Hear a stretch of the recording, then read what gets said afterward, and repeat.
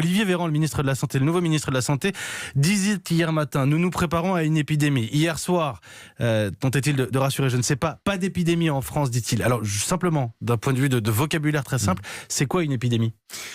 Alors, c'est difficile de définir une épidémie. En tout cas, ce qu'on peut dire, c'est qu'une épidémie avec un nouveau virus, à partir de quelques cas, on peut parler d'épidémie. En termes épidémiologiques. C'est-à-dire que là, en Italie, par exemple, il y a 130 cas. C'est un nouveau virus qui n'a jamais circulé dans ce pays et dans ce territoire-là.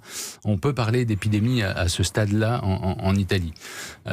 En France, on avait une dizaine de cas.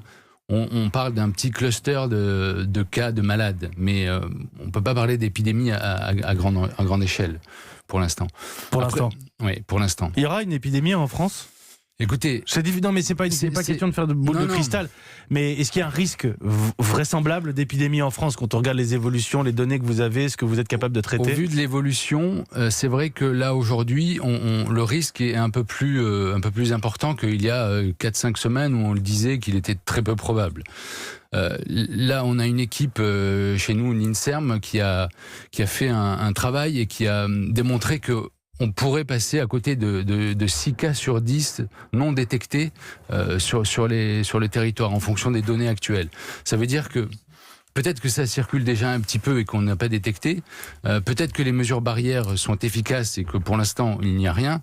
Difficile à dire, mais en tout cas, il faut s'attendre à d'autres cas, je pense, sur le territoire français.